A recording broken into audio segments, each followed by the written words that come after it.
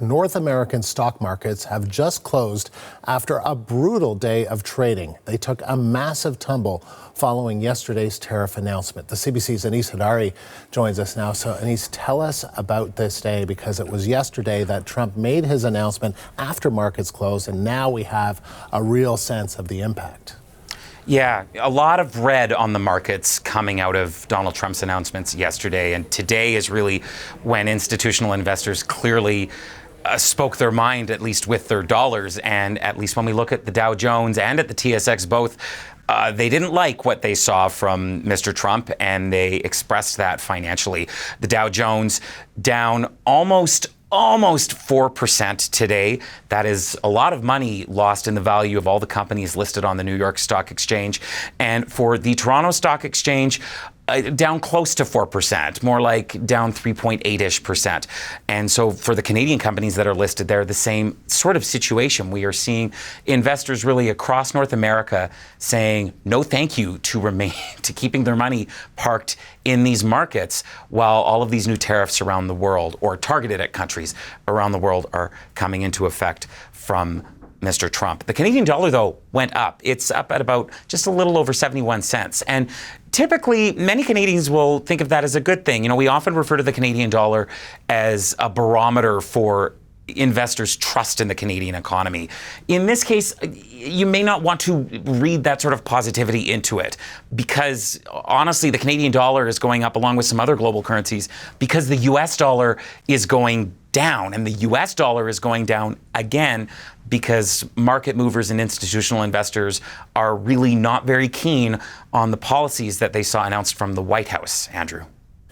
Yeah, I mean, it is, you're right. It may not be a sign of good things for the Canadian dollar, but it is notable. It's the highest it's been in months at 71 cents, right? So we've been talking about tariffs for months. So why is this sort of reactioning happening now? Is it that investors kind of think they know what Trump is going to do, and then it's worse than they thought it was going to be, and that explains it? It's a little bit of a, surprise. Mm-hmm. And it's not that the White House and many policymakers and influencers really in the United States haven't been telegraphing that this has been coming for a while. It's that many investors, at least based on their market activity, didn't seem to believe them. Specific stocks that related to tariffs that were announced in the past, like, say, automotive companies, those took big dives over the past few weeks. But this idea that the entire economy and that entire economies were going to see double-digit tariffs applied from so many countries around the world, you didn't see big pension funds, hedge funds, banks changing who they were investing in a broad sense until today. And that a lot of that was because markets and futures markets, their sort of predictions for what's going to come, were saying, you know what, we think things will maybe stay in an even-keeled way. We'd see a slight drop. And then today they take a bigger dive because it seems to be more clear, oh, this is happening for real, not just a threat. A lot of the times you can take what the markets are doing not just as an indication of what your own portfolio is worth and what your own investments are worth, but what big, wealthy financial players in the North American system, the markets indicate what they think is going to happen in the coming months and years. It's a little bit like their own version of predicting the future. Mm-hmm. And they are now predicting that they're going to lose money because of these tariffs. Anis, thank you. The CBC's Anis Hadari in Calgary. Economists predict tariffs will cost U.S. consumers and businesses billions of dollars this year. The political costs are tremendous, too. The U.S. president has upended global trade, and his levies have alienated longtime friends and allies around the world. The CBC's Richard Madden is in the U.S. Capitol with the latest reaction.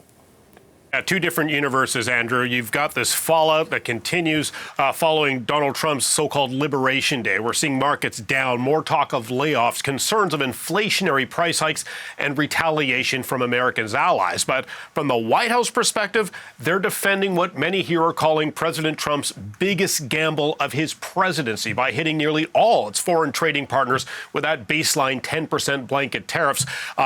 Obviously, this is straining relationships with allies. It risks inflation and perhaps plunge this country and others into a recession. But the White House press secretary says America's trading partners just need to adjust. Watch this. The president made it clear yesterday this is not a negotiation. This is a national emergency. He's always willing to pick up the phone to answer calls, but he laid out the case yesterday for why we are doing this. And these countries around the world have had 70 years to do the right thing by the American people, and they have chosen not to. They have ripped off American workers. They have taken our jobs overseas. The president is putting an end to that yesterday. And we saw yesterday when Trump held that big game show size chart, he called out some of the biggest offenders that'll be hardest hit. We saw 34% tariffs on China, 20% on the EU, 25% on South Korea. As we know, Canada has averted some of those tariffs for goods covered under the USMCA trade agreement, but existing tariffs on metals, cars, and car parts will remain. Now, Commerce Secretary Howard Lutnick says Trump is not going to back down from this. He describes this tariff policy as a reordering of the global economy, and the rest of the world, he says, just needs to trust the president's move here. Listen. Let Donald Trump run the global economy. He knows what he's doing. He's been talking about it for 35 years. You got to trust Donald Trump in the White House. That's why they put him there. Our markets are going to be up, and I understand that it's tough for the global markets, but our market, you should be betting on Donald Trump in the United States market. We are going to do much, much better. Okay, well, we'll see how that plays out. Lutnick also dismissed that these tariffs will immediately drive up prices on food, furniture, cars, and building costs, insisting as volumes grow, he says, the price of groceries will eventually come down. And Richard, what about pushback, especially in the U.S. Senate? Yeah, this is another fascinating angle. A different storyline emerging on the other side of Pennsylvania Avenue. We're seeing yet another public rebuke against Trump's tariffs from someone in his own party. This time, it's Iowa Republican Senator Chuck Grassley. He introduced a bill that would block Trump from imposing tariffs again without getting congressional approval first. And this follows yesterday's rare public rebuke by at least 4 Republican senators who joined Democrats to pass a resolution calling to end tariffs against Canada by essentially invalidating that emergency declaration along the northern border that Trump used to justify the tariffs in the first place. Now, both of these measures are really symbolic because they need to be brought up by the Republican-controlled House, which is unlikely. But for Democrats who've been leaderless and having troubles finding a coherent message, it appears that opposition to these tariffs have united them, and they're seizing on it, making it a key issue in their home districts. Listen to this. I think when voters understand that this means north of $3,000 more in family costs every year, when they look at their pension fund plummet, when they see Medicaid being pulled out from under them, when they look at what happened to their homeowners insurance bill and their problems getting mortgages in weather-hit areas, I think what we're going to see is an enormous correction politically because of the enormous damage economically that Trump is inflicting on America. I mean, I think it's time for Republicans to look at each other and say, hey, Houston, we have a problem. Okay, so midterm elections in 2026, just under 2 years from now. But already, Andrew, we're seeing the markets reacting, and in some cases, forecasting troubles ahead. We're seeing shares of luxury brands from watches to jewelry are down, while shares of fast food chains are up, as investors bet that consumers will now opt for cheaper meal options as the next phase of Trump's global trade and tariff war affect their spending. The CBC's Richard Madden in Washington.